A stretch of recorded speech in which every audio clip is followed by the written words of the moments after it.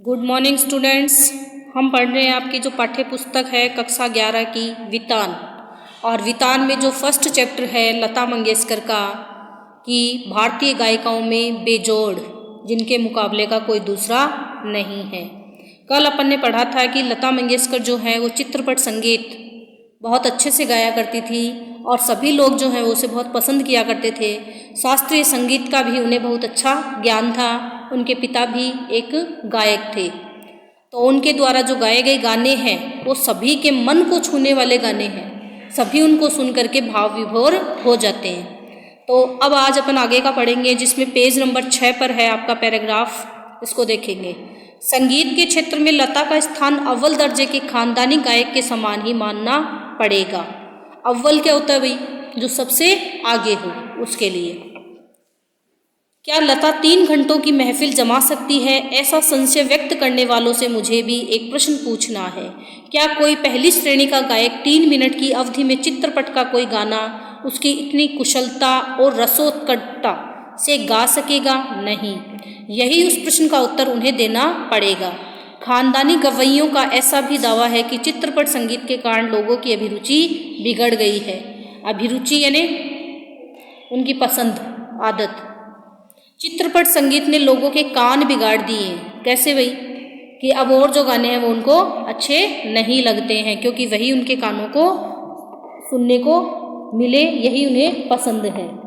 पर मैं समझता हूँ कि चित्रपट संगीत ने लोगों के कान खराब नहीं किए हैं, उल्टे सुधार दिए हैं। ये विचार पहले ही व्यक्त किए हैं और उनकी पुनरुक्ति नहीं करूँगा, यानी दोबारा नहीं बताऊँगा। सच बात तो यह है कि हमारे शास्त्रीय गायक बड़ी आत्मसंतुष्ट वृत्ति के हैं। संगीत के क्षेत्र में उन्होंने अपनी हुकुमशाही स्थापित कर रखी है। हुकुमशाही क्या होता है भाई? कि वो ये सोचते कि हम ही सर्वश्रेष्ठ है, हमारा ही हुक्म जो है वो चलता है। शास्त्र शुद्धता के कर्मकांड को उन्होंने आवश्यकता से अधिक महत्व दे रखा है। मगर चित्रपट संगीत द्वारा लोगों की अभिजात्य संगीत से जान पहचान होने लगी है। उनका चिकित्सक और चौकस वृत्ति अब बढ़ती ही जा रही है। केवल शास्त्र शुद्ध और निरस गाना उन्हें नहीं चाहिए, उन्हें तो सुरीला और भावपूर्ण गाना चाहिए। और यह क्रांति चित्रपट संगीत ही लाया है। यानी सुरीला है, भावपूर्ण है, ऐसे गाने कौन लेकर के आया है? चित्रपट संगीत लेकर के आया है। चित्रपट संगीत समाज की संगीत विषयक अभिरुचि में प्रभावशाली मोड़ लाया है। चित्रपट संगीत की लचकदारी उसका एक और सामर्थ्य है, ऐसा मुझे लगता है। उस संगीत की मान्यताएं, मर्यादाएं, झंझटें सब कुछ निराली हैं। चित्रपट संगीत का तंत्र ही अलग है। यहाँ नवनिर्मित की बहुत गुंजाइश है। नवनिर्मित की यानी नए निर्माण की, ये ध्यान रखना आप। नवनिर्मित यानी नया निर्माण।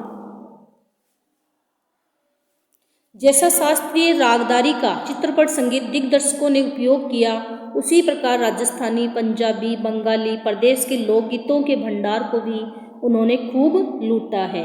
यह हमारे ध्यान में रहना चाहिए। धूप का कौतुक करने वाले पंजाबी लोकगीत रुक्ष और निर्जल, राजस्थान में पर्जन्य किसको कहोगे? बादल की याद दिलाने वाले गीत, पहाड़ों की घाटियों, खोरों में प्रतिध्वनित होने वाले पहाड़ी गीत, ऋतु चक्र समझाने वाले और खेती के विविध कामों का हिसाब लेने वाले कृषि गीत और ब्रजभूमि में समाविष्ट सहज मधुर गीतों का अतिशय मार्मिक व रसानुकूल उपयोग चित्रपट क्षेत्र में प्रभावी संगीत दिग्दर्शकों ने किया है और आगे भी करते रहेंगे। यानी पंजाबी है या राजस्थान के बारे में है, पहाड़ों के बारे में है, बादलों के बारे में है, ऋतुओं के बारे में है, ब्रज के बारे में, कृषि के बारे में, इन सभी चीज़ों को लेकर के चित्रपट में संगीत जो है वो बनाया गया है। थोड़े में कहूँ तो संगीत का क्षेत्र ही विस्तीर्ण है। वहाँ अब तक अलक्षित, असंशोधित और अदृष्टिपूर्व ऐसा खूब बड़ा प्रांत है। प्रांत यानी राज्य। तथापि बड़े जोश से इसकी खोज और उपयोग चित्रपट के लोग करते चले आ रहे हैं। फलस्वरूप चित्रपट संगीत दिनों दिन अधिकाधिक विकसित होता जा रहा है। यानी इसका जो क्षेत्र है वो कैसा है? विस्तृत है। अलक्षित है यानी जिसका कोई लक्ष्य नहीं है, असंशोधित है जिसको संशोधित नहीं किया जा सकता, अदृष्टिपूर्व है जो हमें दिखाई भी नहीं दे रहा है। तो ऐसा है चित्रपट संगीत का क्षेत्र, प्रांत, राज्य।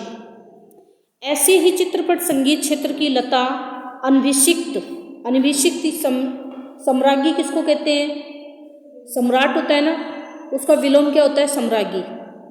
और आपके अनभिषिक्त का अर्थ क्या होगा? बेताज, यानी जिसका कोई मुकाबला नहीं कर सकता। और भी कई पार्श्व गायक गायिकाएं हैं, पर लता की लोकप्रियता इन सभी से कहीं अधिक है। उसकी लोकप्रियता के शिखर का स्थान अचल है। अचल किसका प्रिय है भाई? किसका है अचल? पहाड़ों का, जो एक जगह स्थिर रहते, उन्हें हटा नहीं सकते, उनके समान कोई नहीं हो। बीते अनेक वर्षों से वह गाती आ रही है और फिर भी उनकी लोकप्रियता अबाधित है। लगभग आधी शताब्दी तक जन मन पर सतत प्रभुत्व रखना आसान नहीं है। ज़्यादा क्या कहूँ, एक राग भी हमेशा टिका नहीं रहता है। भारत के कोने कोने में लता का गाना जा पहुँचे, यही नहीं परदेश में भी उसका गाना सुनकर लोग पागल हो उठे हैं। यह क्या चमत्कार नहीं है? और यह चमत्कार हम प्रत्यक्ष देख रहे हैं। ऐसा कलाकार शताब्दियों में शायद एक ही पैदा होता है। ऐसा कलाकार आज हम सभी के बीच है। उसे अपनी आंखों के सामने घूमता फिरता देख पा रहे हैं। कितना बड़ा है हमारा भाग्य।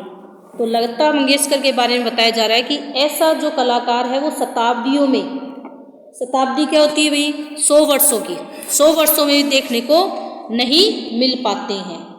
तो ये है आपके जो चैप्टर है ये कंप्लीट हो गया है, हो गया।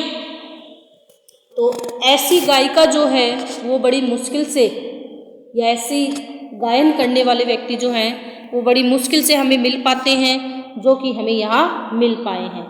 अब यहाँ जो है इसके प्रश्न उत्तर दिए हुए हैं, अभ्यास जो आप देखेंगे। लेखक ने पाठ में गानपन का उल्लेख किया है। पाठ के संदर्भ में स्पष्ट करते हुए बताइए कि आपके विचार में इसे प्राप्त करने के लिए किस प्रकार के माध्यम की आवश्यकता है। तो गानपन क्या होता है भाई? पहले तो ये बताओ। जो कि गाने योग्य होता है, हर स्थिति में जिसे गाया जा सके, उसे गानपन कहते हैं। और पाठ के संदर्भ में स्पष्ट करते हुए बताइए कि आपके विचार में इसे प्राप्त करने के लिए किस प्रकार के अभ्यास की आवश्यकता है। तो उसके लिए उसे शास्त्रीय ज्ञान के साथ साथ चित्रपट ज्ञान जो है, हर तरीके का जो ज्ञान है वो उसे होना चाहिए, राग का भी और बाकी सारी जितने भी उसके संगीत से संबंधित सुर है, स्वर है, उन सब का ध्यान उसे होना चाहिए।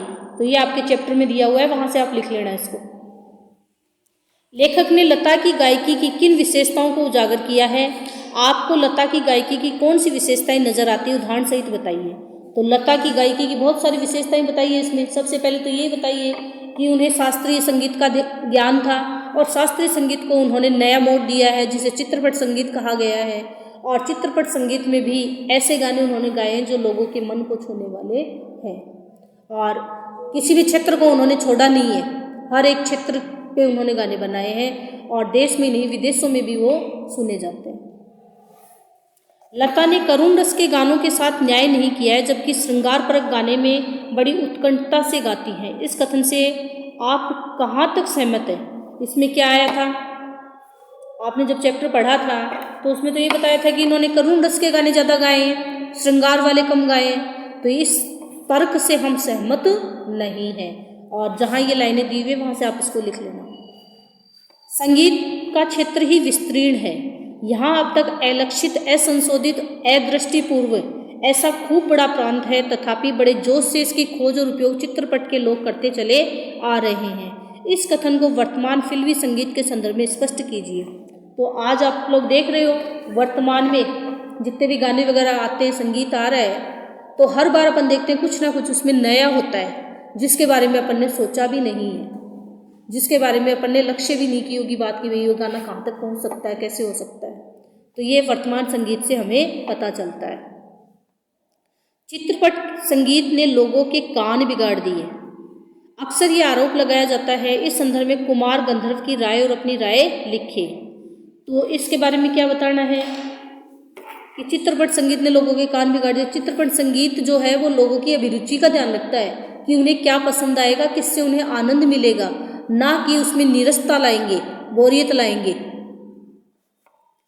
शास्त्रीय एवं चित्रपट दोनों तरह के संगीतों के महत्व का आधार क्या होना चाहिए? कुमार गंधर्व के संबंध में क्या राय है, स्वयं आप क्या सोचते हैं? तो इसमें आपको यहाँ बताना है कि शास्त्रीय एवं चित्रपट दोनों तरह के संगीतों के महत्व का आधार क्या होना चाहिए, कि दोनों का ही क्या आधार होना चाहिए, कि पहले तो उसको सारी चीज़ों का ज्ञान होना चाहिए, स्वर वगैरह है, सुर है, राग है, उनका ध्यान होना चाहिए। फिर लोगों की रुचि का भी उन्हें ध्यान रखना चाहिए कि भाई उन्हें कैसा क्या पसंद आएगा, मन को छूने वाले होने चाहिए। तो इस तरीके से इन दोनों के बारे में आपको बता देना है।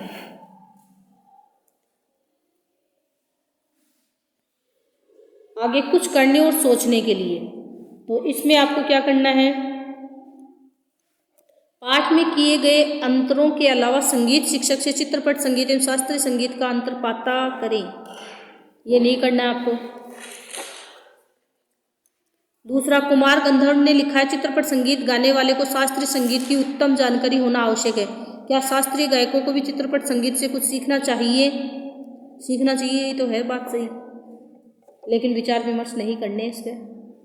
अब आपको यहाँ एक प्रश्न और लिखना है जिसमें साफ साफ आपको ये बताना है कि शास्त्रीय संगीत एवं चित्रपट संगीत में अंतर बताइए। तो एक नया प्रश्न बनाइए नीचे आप और लिखिए कि शास्त्रीय संगीत एवं चित्रपट संगीत में अंतर बताइए। तो अच्छे से आपको अंतर पता होना चाहिए, ठीक है। तो आगे का जो चैप्टर है वो अपन अगले वीडियो में पढ़ेंगे। तब तक के लिए